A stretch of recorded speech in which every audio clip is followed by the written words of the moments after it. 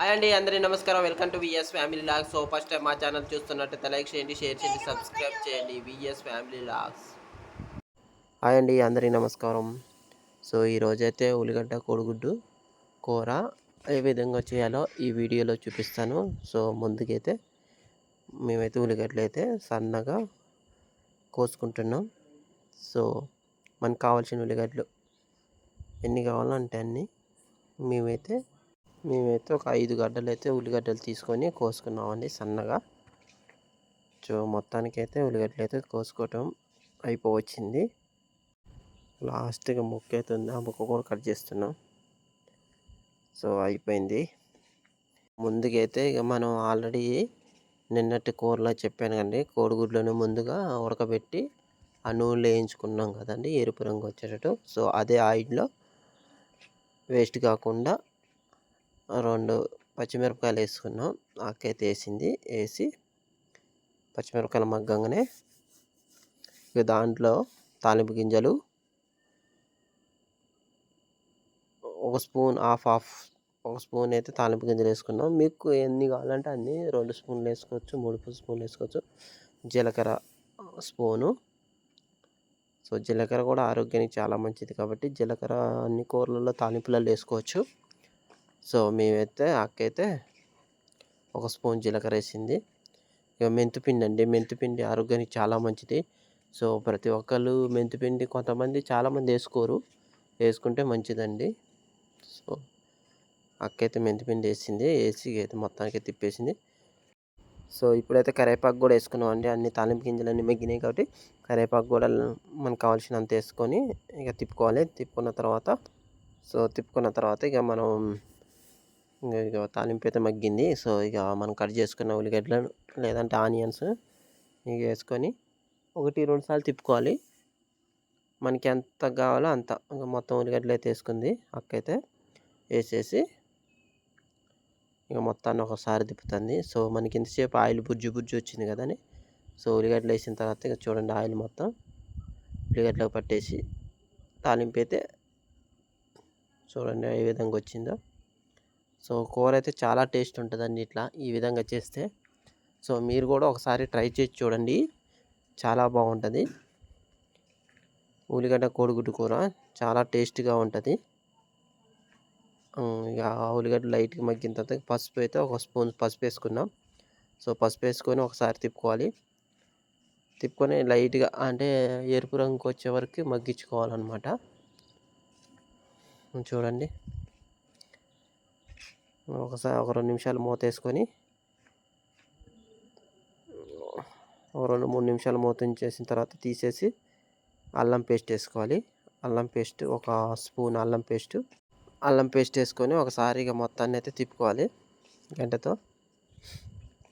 ఎందుకంటే ఆ ఫస్ట్లోనే తాలింపులు వేస్తే ఏంటంటే తాలింపు మాడిద్ది. సో అల్లం మధ్యలో వేసుకోవాలి, ఎవరిష్టం వాళ్ళది. కొంతమంది ఇట్లా అక్కయితే ఇక మధ్యలో వేసింది తాలింపు సగం అయిపోయిన తర్వాత.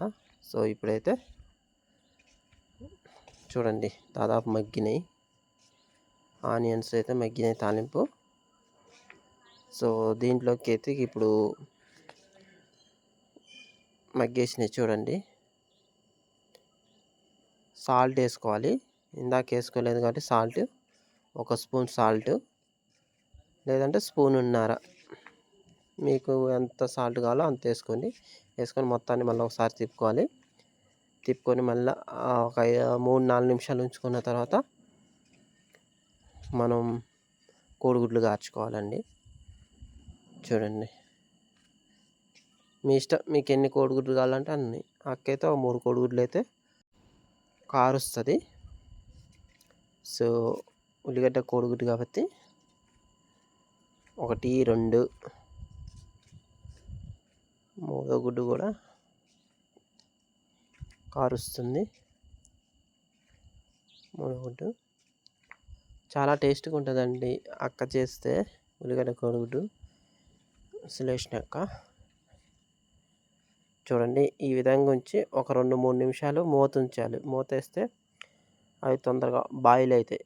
లేదంటే మనం ఇప్పుడే తిప్పుకుంటే ఏమైందంటే ఉల్లిగడ్డ కోడిగుడ్డు నుజ్జు అయిపోద్ది కూర, అంత టేస్ట్ ఉండదు అనమాట.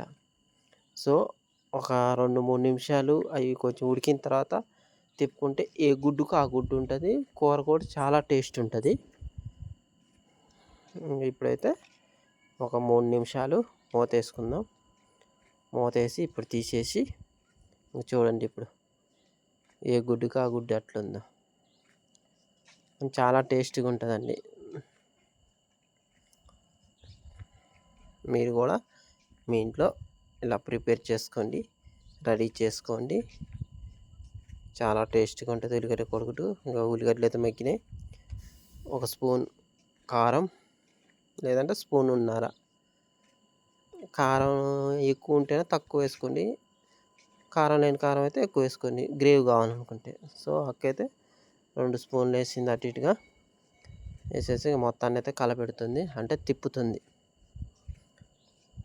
చూడండి ఇప్పుడు ఏ గుడ్డుకు ఆ గుడ్డే ఉంది. మొత్తం గట్టిగా తిప్పకుండా లైట్గా తిప్పినట్టు తిప్పుకోవాలి. చూడండి ఇప్పుడు చాలా టేస్టీగా ఉంటుంది. ఎమ్మి ఉల్లిగడ్డ కోడిగుడ్డు చాలా సూపర్ టేస్ట్గా ఉంటుందండి. మీరు ఒకసారి ప్రిపేర్ చేసుకుని లాస్ట్ దింపే ముందు ధనియాల పౌడరు లేదంటే మసాలా, ఇక అది మీ ఇష్టం. ధనియాల పౌడర్ వేసుకోవచ్చు, మసాలా వేసుకోవచ్చు. సో అక్కయితే ధనియాల పౌడర్ వేసి 1 నిమిషం అటు ఇటు తిప్పేసి ఇంకా మనకు కావాల్సిన ఉల్లిగడ్డ కోడిగుడ్డు కూర అయితే రెడీ అవుద్ది. సో చాలా టేస్ట్ ఉంటుంది. ఎమ్మి టేస్టీగా ఉల్లిగడ్డ కోడిగుడ్డు కూర అయితే రెడీ. చూడండి ఎంత చూశారు కదండి గుడ్డు ఏ విధంగా ఉందో. సో మీరు కూడా ఇలా ప్రిపేర్ చేసుకోండి.